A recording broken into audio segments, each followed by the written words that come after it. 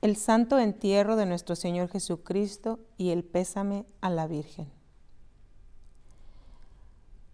Al concluir la pasión de nuestro Señor Jesucristo, los palanqueros entran en la iglesia llevando una vela y tocando con ritmo solemne un tambor. Colocan el santo entierro frente al altar y la vela cerca de la cabeza. Entra María con las mujeres de Jerusalén, llamadas mujeres piadosas. María se coloca cerca de la cabeza de su hijo. Las mujeres se colocan alrededor. La pasión de María. Era muy temprano en la mañana, lo recuerdo muy bien. Muy de mañana me di cuenta de lo que le iba a pasar a mi hijo. Después de que lo tomaron preso en el huerto, le pedí a Pedro que me acompañara al palacio del gran sacerdote. Me mantuve cerca de Pedro porque estaba segura de que él no dejaría solo a mi hijo. Pero Pedro no quiso ir más allá del patio. Le supliqué que se acercara más, pero no quiso. Solo me hizo a un lado.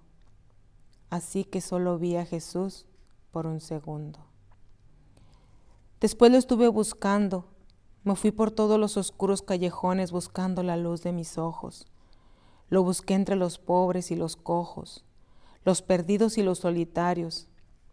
Pero ellos solo me pudieron decir que se habían llevado a mi hijo ante Pilato. Fue ahí donde lo encontré de nuevo. Pilato lo sacó y lo hizo que se parara delante de la gente. Miren cómo he coronado a su rey, dijo Pilato. ¿Qué debo de hacer con él ahora? Pilato les preguntó. Y todos gritaron que debía caminar hacia el Calvario para ser crucificado ahí. Pero era de mi hijo de quien estaban hablando, el bebé que yo amamanté, al que cargué hasta que tuvo edad para caminar. ¿Por qué debe caminar hacia el Calvario? ¿Qué crimen ha cometido para que sufra? Miren cómo he vestido a su rey para su coronación, dijo Pilato. Y vi a mi pequeño, mi hijo, vestido con ridiculez y coronado con espinas. ¿Le van a permitir que reine entre ustedes? Pilato preguntó a la gente. ¿Van a dejar que éste sea su señor? Cuando él preguntó esto, los soldados empezaron a burlarse de mi hijo. Un hombre lo empujó hacia Pilato, pero el otro le metió el pie para que cayera. Al caerse, un tercer soldado lo jaloneó del brazo, torciéndoselo hacia atrás cruelmente. Creo que le quebraron el hombro, pero mi Jesús no dijo nada. Cuando lo jalaron para que se pusiera delante de Pilato nuevamente, el procurador dijo: «Qué lástima de rey tienen ustedes los judíos. ¿Fue este el que le dio de comer a 5,000 gentes y no tuvo la suficiente sensatez de comer antes de venir a su coronación? ¿Fue él quien curó al ciego? Miren qué poco puede ver ahora que sus ojos están casi cerrados por los golpes». ¿Le soltaré libre a su rey?, Pilato preguntó. Pero la gente pedía a Barrabás. Intenté salvarlo, mi hijo, quien salvó a Lázaro, pero la muchedumbre era grande y sus gritos muy fuertes. Nadie me vio, nadie me escuchó. Estaba perdida entre la gente, mientras ellos ponían la pesada cruz en los hombros de mi Jesús. Estaba yo tan sola. Busqué a Pedro y a Andrés, pero nunca los vi. Buscaba a Santiago y vi a Juan entre la gente, pero nadie vino a ayudarme. A nadie le importábamos, ni mi hijo, ni yo. Los ciegos a quienes hicieron ver cómo los soldados lo apaleaban de lado a lado mientras que él luchaba bajo el peso de la cruz. Los sordos que él curó no vinieron para escuchar cómo lo insultaban y golpeaban cada vez que él caía al pavimento. Nos encontramos solo una vez en el camino al Calvario. Me abrí paso entre la gente y lo llamé por su nombre. Cuando Jesús escuchó mi voz, se detuvo. Por un momento, cuando nos encontramos y nos miramos a los ojos, creo que entendí por qué él sufría todo esto y por quién lo sufría. Pero si él soportaba todo esto por la gente que él amaba, ¿por qué ellos no podían amarlo a él? Si estuvo dispuesto a extender sus brazos para cargar la cruz, ¿por qué no hubo nadie que le ofreciera su mano o su brazo para aliviar el peso de la cruz en su hombro quebrado? Me empecé a preguntar, ¿por qué este martirio, esta crueldad indecible, esta crucifixión? Pero ellos lo empujaron hacia adelante y la pregunta murió dentro de mí. ¿Puedes comprender cómo me sentí? ¿Cuán sola? ¿Cuán inútil? Yo lo cargué cuando era pequeño y nunca lo dejé caer. Lo protegí todo el tiempo que estuvo a mi cuidado. Pero después de que José murió y Jesús dejó Nazaret, ¿qué pude hacer? Si tú eres madre también, podrás entender lo que significa perder un hijo.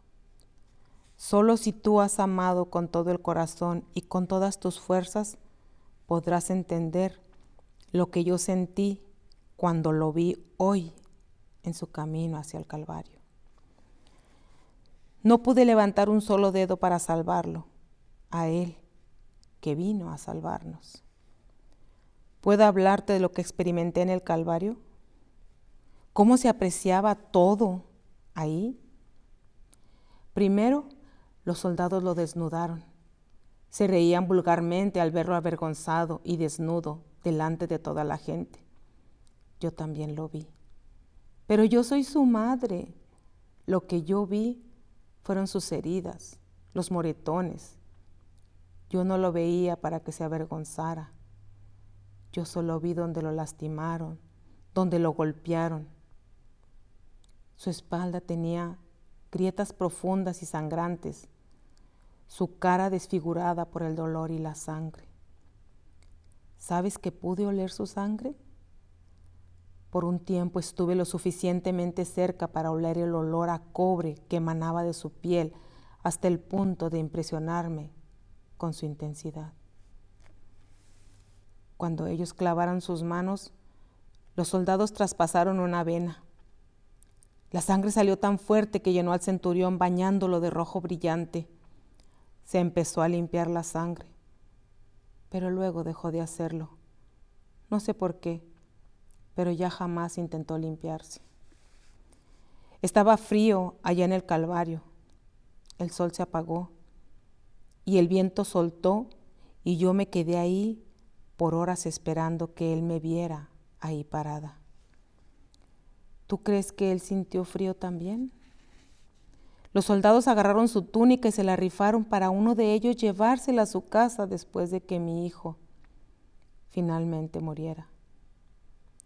Me supongo que él hubiera usado este manto para cubrirse del frío, pero a lo mejor no era el frío lo que él sentía, sino la soledad, la ansiedad de sentirse traicionado por Judas, negado por Pedro, abandonado por los 12, burlado por los sumos sacerdotes y rechazado por su propia gente.